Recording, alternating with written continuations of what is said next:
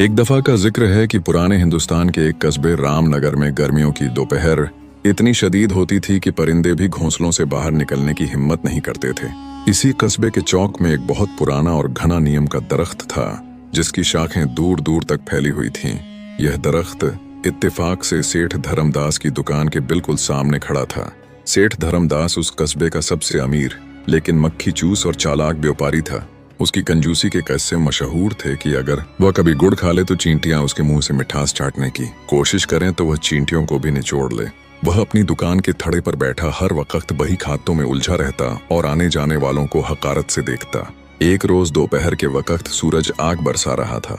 गर्मी की शिद्दत से जमीन जैसे तप रही थी। इसी वक्त एक ज़ईफ किसान चाचा रहीम सर पर भारी गठड़ी उठाए चौक से गुजरा। चाचा रहीम एक निहायत सादा लौह और गरीब इंसान था, जिसने सारी जिंदगी मेहनत मजदूरी में गुजार दी थी। गर्मी और बोझ की वजह से उसका सांस फूल रहा था और टांगें कांप रही थीं। नीम के दरख्त का घना साया देखकर चाचा रहीम के कदम रुक गए। उसने सोचा कि कुछ देर सुस्ता लूं, फिर आगे का सफर करूंगा। उसने अपनी गठड़ी जमीन पर रखी और दरख्त के ठंडे साए में दीवार से टेक लगाकर बैठ गया। अभी उसे बैठे हुए कुछ ही लम्हे गुजरे थे कि सामने दुकान पर बैठे सेठ धर्मदास की नजर उस पर पड़ गई। सेठ की आंखों में एक मक्कार चमक आ गई। वह फौरन अपनी गद्दी से उठा और चिल्लाते हुए चाचा रहीम के पास पहुंचा। ओ बड़े मियाँ, ये क्या कर रहे हो? यहाँ किसकी इजाजत से बैठे हो?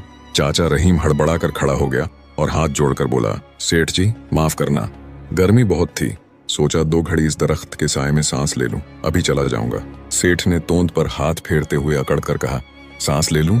अरे ये दरख्त मेरी जमीन पर है तो इसका साया भी मेरा हुआ। तुमने मेरे साये का इस्तेमाल किया है, लाओ इसका किराया निकालो। चाचा रहीम हैरान रह गया। सेठ जी, साया तो अल्लाह की देन है, इसका कैसा किराया? मैं तो गरीब आदमी हूँ, मेरे पास देने को कुछ नहीं है। सेठ ने गुस्से से कहा, तो फिर यहाँ से दफा हो जाओ। मुफ्त में मेरे साये की ठंडक लूट रहे हो और ऊपर से बहस करते हो। अगर बैठना है तो पैसे लगेंगे, वरना पंचायत बुला लूंगा और तुम पर चोरी का इल्जाम लगा दूंगा। चाचा रहीम सहम गया। उसकी जेब में बेटी की शादी के लिए जमा किए गए कुछ रुपये पड़े थे, जो वह शहर से सौदा सुलफ लेने लाया था। सेठ की नजर चाचा की कमर से बंधी छोटी सी पोटली पर पड़ चुकी थी।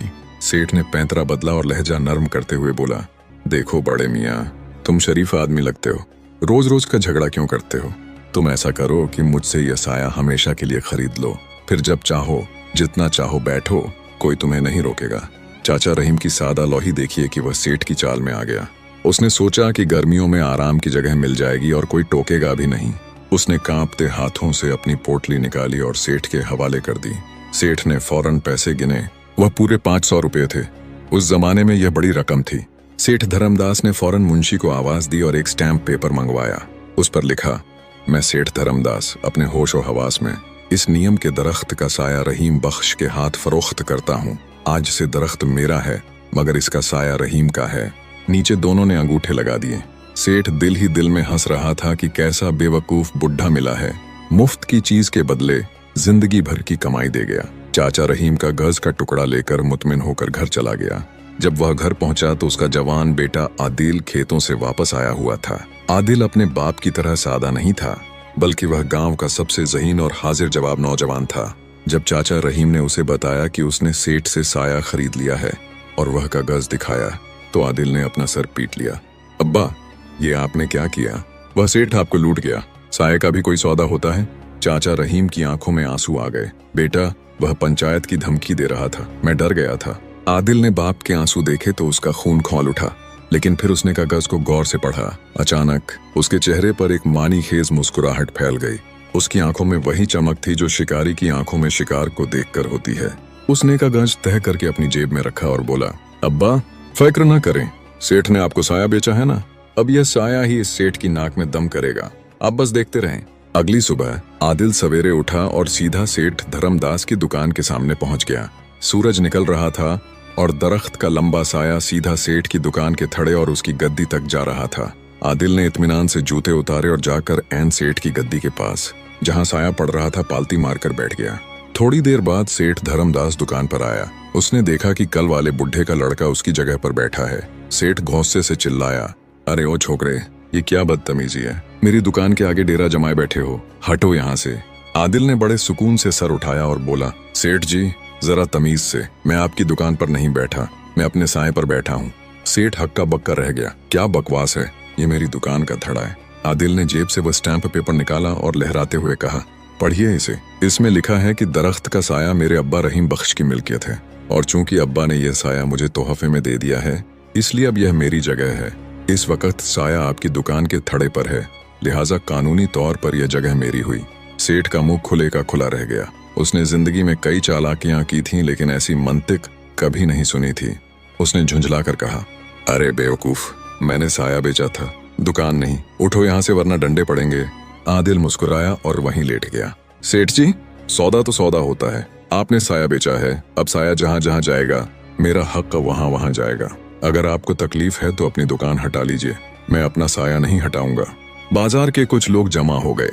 जब उन्होंने माजरा सुना तो सब सेठ की ही तहरीर पढ़कर मुस्कुराने लगे।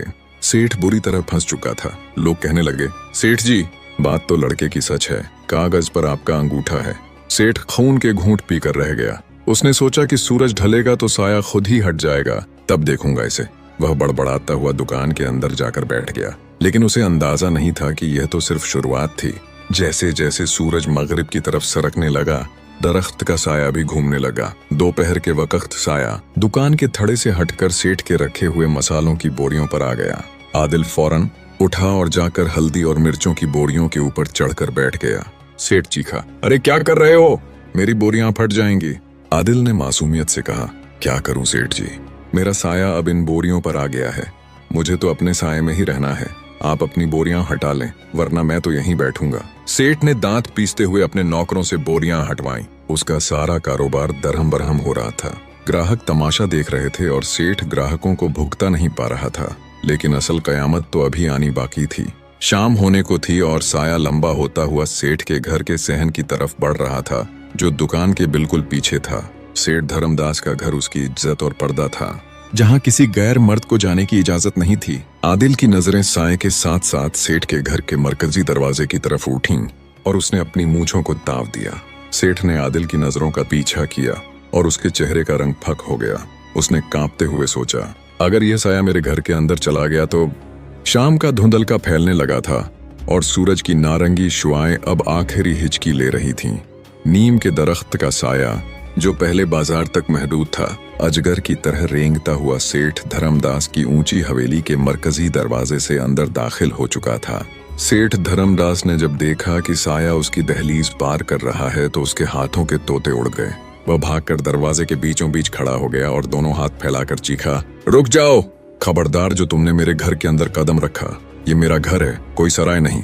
आदिल वहीं रुक गया, लेकिन उसके चेहरे पर इत्मीनान था।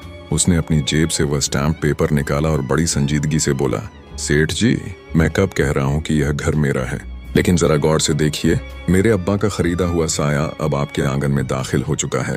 कागज में साफ लिखा है कि साये का मालिक रहीम बख्श और उसकी औलाद है, और जहाँ साया होगा वहाँ उसका मालिक होगा। अगर आप मुझे रोकेंगे तो यह मुआहदे की खिलाफ वर्जी होगी और मैं सीधा कोतवाल के पास जाऊंगा। कोतवाल का नाम सुनकर सेठ का रंग पीला पड़ गया। वह जानता था कि कागजात पक्के हैं और कोतवाल पहले ही सेठ की कंजूसी से खर खाता है। मौका मिलते ही वह भारी जुर्माना ठोंक देगा। सेठ ने बेबसी से दांत पीसे और एक तरफ हट गया। आदिल मुस्कुराता हुआ जूतों समेत सेठ के संगे मरमर के सहन में दाखिल हो गया। सहन में सेठ की आरामदेह कुर्सी और एक छोटी मेज रखी थी, जिस पर शाम की चाय और गर्म गर्म पकौड़े रखे थे। इत्तेफाक से दरख्त की एक मोटी शाख का साया सीधा उस कुर्सी और मेज पर पड़ रहा था। आदिल ने आव देखा न ताव, सीधा जाकर सेठ की मखमली कुर्सी पर विराजमान हो गया। उसने मेज पर रखे पकौड़े की प्लेट अपनी तरफ खिसका ली और एक पकौड़ा मुंह में डालते हुए बोला, वाह सेठ जी, आपके घर के पकौड़े तो वाकई लाजवाब हैं। मैं तो थक गया था, शुक्र है मेरे साये ने मुझे आराम की जगह दे दी। सेठ धर्मदास का दिल चाहा कि अपना सर दीवार से टकरा ले। वह पकौड़े उसने अपने लिए बनवाए थे और अब यह देहाती लड़का उसके सामने बैठकर मजे ले रहा था। सेठ की बीवी, जो ऊपर की खिड़की से यह तमाशा देख रही थी, ने जोर से खिड़की बंद की और अंदर से सेठ को कोसने लगी कि किस मुसीबत को घर ले आए हो। सेठ ने मिनमिनाते हुए कहा, बेटा, तुमने साया खरीदा था ना, अब साया यहाँ आ गया, तुम बैठ गए, ठीक है, लेकिन ये पकौड़े और चाय तो साये का हिस्सा नहीं है, ये क्यों खा रहे हो? आदिल ने चाय की चुस्की ली और मासूमियत से बोला, सेठ जी, आप भी कमाल करते हैं, अब जब मैं अपने साये की हिफाजत के लिए यहाँ बैठा हूँ तो मेहमान नवाजी करना तो आपका फर्ज है। और वैसे भी ये पकौड़े मेरे साये के नीचे रखे थे तो एक तरह से यह मेरे साये की पनाह में आ गए थे। मैंने सोचा ठंडे न हो जाए। सेठ खून के घूंट पीकर रह गया। वह सहन में इधर उधर टहलने लगा और बार बार आसमान की तरफ देखता कि कब सूरज घुरूप हो और यह मनहूस साया खत्म हो ताकि इस लड़के से जान छूटे। आखिरकार सूरज डूब गया। मगरिब की सिमत सुर्खी माइल स्याही में बदल गई। दरख्त का साया जो सहन में फैला हुआ था आहिस्ता आहिस्ता मध्यम पड़ने लगा और फिर अंधेरे में गुम हो गया। सेठ की जान में जान आई। उसने एक लंबा सांस लिया और अकड़ कर आदिल के पास गया जो अब भी कुर्सी पर जमा बैठा था। हाँ भाई नौजवान, सेठ ने तंजिया हंसी हंसते हुए कहा, अब सूरज डूब गया है, साया खत्म हो गया। अब तुम्हारी मिल्कियत का नाम और निशान नहीं रहा। चलो शाबाश, अब निकलो मेरे घर से, वरना अब मैं धक्के देकर बाहर निकालूंगा। आदिल ने बड़े इत्मीनान से प्लेट में बचा हुआ आखिरी पकौड़ा खाया, उंगलियां चाटी और फिर आसमान की तरफ देखा। सेठ जी, आपने शायद गौर नहीं किया, मुआहदे में कहीं नहीं लिखा कि साया सिर्फ सूरज का होगा। सेठ चौंका। क्या मतलब? आदिल ने अपनी बगल में दबाई हुई एक पुरानी लालटेन निकाली, जेब से माचिस निकाली और इत्मीनान से लालटेन जला दी। फिर वह उठा और सहन में लगे नीम के दरख्त की उस शाख के साथ लालटेन लटका दी जो सीधी सेठ के ख्वाबगाह बेडरूम की खिड़की के सामने थी। जैसे ही लालटेन जली, रोशनी के मुखालिफ सिमत में दरख्त का एक नया गहरा और लंबा साया पैदा हुआ। और सेठ की बदकिस्मती देखिए कि यह साया सीधा उसके बेडरूम के दरवाजे और अंदर बिछे बिस्तर पर जा पड़ा। आदिल ने हाथ झाड़े और मुस्कुराते हुए बोला, लीजिए सेठ जी, साया फिर से नमूदार हो गया और अब यह साया सीधा आपके आराम करने के कमरे में है। चूंकि मैं अपने साये से जुदा नहीं हो सकता, इसीलिए आज रात मैं आपके नर्म बिस्तर पर ही आराम करूंगा ताकि मेरे साये को अकेले डर न लगे। सेठ धर्मदास को लगा जैसे किसी ने उसके सर पर हथौड़ा मार दिया हो। नहीं, हरगिज नहीं, वह चीखा, तुम मेरे ख्वाबगाह में नहीं जा सकते। यह शराफत के खिलाफ है। तो फिर शराफत का तकाजा यह है कि मुआहदा पूरा कीजिए। आदिल ने सख्ती से कहा, या तो मेरा हक माने या फिर पंचायत बुलाएं। पंचायत फैसला करेगी कि यह मसनूई कृत्रिम साया असली है या नहीं, और आप जानते हैं कि पंचायत के लोग आपसे कितना खुश हैं। सेठ फंस चुका था। अगर वह पंचायत बुलाता तो गांव वाले जो पहले ही उससे तंग थे आदिल का ही साथ देते, और अगर वह आदिल को अंदर जाने देता तो उसकी इज्जत खाक में मिल जाती। सेठ ने घबरा कर कहा, अच्छा, रुको, तुम अंदर मत जाओ, तुम यहीं सहन में सो जाओ, मैं तुम्हें कुछ नहीं कहूंगा। आदिल ने कंधे उचकाए, जैसी आपकी मर्जी, लेकिन शर्त यह है कि रात का खाना भी यहीं आएगा और बिस्तर भी यहीं लगेगा। और हाँ, मच्छर बहुत हैं, पंखा झलने के लिए एक आदमी भी चाहिए। सेठ ने दिल पर पत्थर रखकर हामी भर ली। उस रात सेठ धर्मदास अपने ही घर में कैदियों की तरह जागता रहा, जबकि आदिल उसके सहन में मजे से खर्राटे ले रहा था। सेठ की बीवी ने अंदर से सेठ को खूब खरी खरी सुनाई कि तुम्हारी कंजूसी ने आज हमें सड़क के फकीर के हाथों जलील करवा दिया। सारी रात सेठ करवटें बदलता रहा और सोचता रहा कि इस मुसीबत से कैसे जान छुड़ाई जाए। अचानक उसके दिमाग में एक खतरनाक और शैतानी तरकीब आई। उसने सोचा, न रहेगा बांस न बजेगी बांसुरी। ये सारा फसाद इस नीम के दरख्त का है। अगर मैं रातों रात इस दरख्त को ही कटवा दूं तो जब दरख्त ही नहीं रहेगा तो साया कहां से आएगा। ये सोचकर सेठ के चेहरे पर एक मक्काराना मुस्कुराहट आ गई। उसने फैसला किया कि सुबह फजर होने से पहले ही वह लकड़हारों को बुलाकर दरख्त कटवा देगा। लेकिन उसे खबर नहीं थी कि आदिल सो नहीं रहा था, बल्कि अपनी आधी खुली आंखों से सेठ के चेहरे के बदलते भाव देख रहा था और समझ रहा था कि सेठ जरूर कोई नई चाल चलने वाला है। अगली सुबह अभी मुंह अंधेरा ही था कि हवेली के बाहर कुल्हाड़ियों की आवाजें गूंजने लगीं। अभी मुर्गा ने अजान भी नहीं दी थी कि सेठ धर्मदास के घर के बाहर कुल्हाड़ियों की जरबों छोटों की आवाजें गूंजने लगीं। सेठ ने रातों रात लकड़हारों को बुलवा लिया था और उन्हें हुक्म दिया था कि सूरज निकलने से पहले इस मनहूस नीम के दरख्त को जड़ से काट दिया जाए। सेठ सोच रहा था कि जब दरख्त ही नहीं रहेगा तो न साया होगा और न यह लड़का आदिल मेरे घर पर कब्जा जमाएगा। लकड़हारों ने अभी दरख्त के तने पर 2-4 कुल्हाड़ियां ही मारी थीं कि अचानक आदिल, जो सहन में चारपाई पर लेटा बजाहिर सो रहा था, छलांग लगाकर उठा और बाहर की तरफ भागा। उसने बुलंद आवाज में नारा लगाया, खबरदार, रुक जाओ, ये तुम किसकी इजाजत से मेरी जायदाद को नुकसान पहुंचा रहे हो। सेठ धर्मदास भी वहीं खड़ा था। उसने चिल्लाते हुए कहा, काटो, तुम अपना काम जारी रखो, यह दरख्त मेरा है, मैं जो चाहूं करूं। मैंने तुम्हें साया बेचा है, दरख्त नहीं। मैं अपना दरख्त काट रहा हूं तुम्हारे साए को हाथ भी नहीं लगाया। आदिल ने कुल्हाड़ी वाले का हाथ पकड़ लिया और सेठ की तरफ मुड़कर मुस्कुराते हुए बोला, सेठ जी, आप फिर भूल रहे हैं। आपने मुझे साया बेचा है। यह दरख्त इस साए की मशीन है। अगर आप मशीन तोड़ देंगे तो मेरा माल साया कैसे तैयार होगा? ये तो खुल्लम खुल्ला मेरी इमलाक संपत्ति को तबाह करने की कोशिश है। शोर शराबा सुनकर आसपास के पड़ोसी, जो सेठ की रोज रोज की कंजूसी और लड़ाइयों से तंग थे, घरों से बाहर निकल आए। मस्जिद से नमाजी भी वापस आ रहे थे। सब ने मजमा लगा लिया। आदिल ने मौका गनीमत जाना और ऊंची आवाज में लोगों को मुखातिब किया, ऐ गांव वालों, देखो इस जालिम को। इसने मेरे बूढ़े बाप से पैसे लेकर उसे साया बेचा।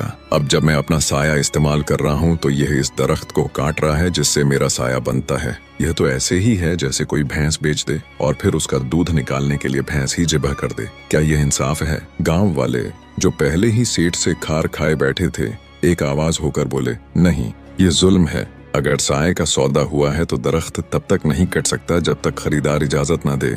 सेठ धर्मदास ने देखा कि बाजी पलट गई है। उसने झुंझला कर कहा, तो क्या मैं अपने ही सहन में कैदी बनकर रह जाऊं? यह लड़का कल से मेरे घर में दंदनाता फिर रहा है। आदिल ने इत्मीनान से चारपाई पर वापस बैठते हुए कहा, सेठ जी, गुस्सा थूक दें। मैं तो सिर्फ अपने हक की हिफाजत कर रहा हूँ। अगर आप दरख्त काट देंगे तो मेरा 500 रुपए का साया बर्बाद हो जाएगा। या तो मुझे मेरा नुकसान भरें या फिर मैं कोतवाल के पास जाकर इमलाक को नुकसान पहुंचाने और धोखाधड़ी का मुकदमा दर्ज करवाऊंगा और गवाह यह सारा गांव होगा। मुकदमा का लफ्ज सेठ के लिए मौत का पैगाम था। वह जानता था कि अगर मामला कचहरी गया तो न सिर्फ दरख्त जाएगा बल्कि भारी रिश्वत भी देनी पड़ेगी और बदनामी अलग होगी। सेठ की बीवी भी घर से बाहर निकल आई और उसने सेठ पर चीखना शुरू कर दिया, अरे तुम्हारी अक्ल पर पत्थर पड़ गए हैं। 500 रुपए की खातिर तुमने हमारी नाक कटवा दी। जान छुड़ाओ इस मुसीबत से, चाहे जो भी करना पड़े। सेठ धर्मदास अब पूरी तरह फंस चुका था। उसकी अकड़ ढीली पड़ गई और चेहरा लटक गया। उसने आदिल के आगे हाथ जोड़ दिए, बेटा आदिल, मुझसे गलती हो गई। मैंने लालच में आकर तुम्हारे बाप के साथ ज्यादती की थी। बताओ तुम क्या चाहते हो? मेरा पीछा कैसे छोड़ोगे? आदिल ने मूंछों को ताव दिया और संजीदगी से बोला, सेठ जी, बात अब 500 रुपए की नहीं रही। आपने मेरे वालिद की सादगी का मजाक उड़ाया, उन्हें परेशान किया और फिर मुझे भी सारी रात जागने पर मजबूर किया। इस साए की कीमत अब बढ़ गई है। सेठ ने रोते हुए कहा, बोलो कितने पैसे लोगे? आदिल ने उंगलियों पर हिसाब लगाया और बोला, 500 रुपए वो जो आपने मेरे अब्बा से लिए, 500 रुपए इस साए की देखभाल और चौकीदारी की फीस और 200 रुपए इस तकलीफ के जो आपने हमें दी। कुल मिलाकर 1200 रुपए दें और अपना साया वापस रख लें। सेठ के दिल पर जैसे आरी चल गई। 500 के बदले 1200, लेकिन उसके पास कोई रास्ता नहीं था। सूरज निकलने वाला था और अगर धूप निकल आती तो साया फिर से उसके घर के अंदर फैल जाता और आदिल फिर से अंदर घुस जाता। मरता क्या न करता। सेठ अंदर गया और अपनी तिजोरी से कांपते हाथों से 1200 रुपए निकाल लाया। उसने पैसे आदिल के हाथ पर रखे और कहा, यह लो अपने पैसे। आज के बाद इस दरख्त के साए की तरफ देखना भी मत। मैंने अपना साया वापस खरीद लिया। आदिल ने नोट गिने, उन्हें अपनी जेब में रखा और सेठ के कंधे पर हाथ रखकर मुस्कुराया, सेठ जी, साया तो वैसे भी ढल जाता है, लेकिन इंसान की नीयत साफ होनी चाहिए। ये दरख्त अल्लाह की नेमत है, इसे काटने का गुनाह अपने सर मत लेना। साया सबका साझा होता है। यह कहकर आदिल ने अपनी चारपाई उठाई, गांव वालों को सलाम किया और शान से चलता हुआ अपने घर की तरफ रवाना हो गया। गांव वाले सेठ धर्मदास को देखकर हंस रहे थे, जो खिसियानी बिल्ली की तरह खंभा नोच रहा था। सेठ ने उस दिन के बाद कानों को हाथ लगाया कि वह कभी किसी गरीब या सादा लौह इंसान को धोखा नहीं देगा। बस समझ गया कि दुनिया में हर चीज बिकाऊ नहीं होती और कभी कभी अपनी ही चालाकी गले का फंदा बन जाती है। आदिल जब घर पहुंचा और बाप के हाथ में 1200 रुपए रखे तो चाचा रहीम की आंखों में खुशी के आंसू आ गए। उन्होंने बेटे को गले लगा लिया। उस दिन के बाद से साये का सौदा गांव की तारीख का सबसे दिलचस्प वाकया बन गया और लोग सेठ धर्मदास को छेड़ने के लिए अक्सर पूछते, सेठ जी, आजकल साया किस भाव बिक रहा है?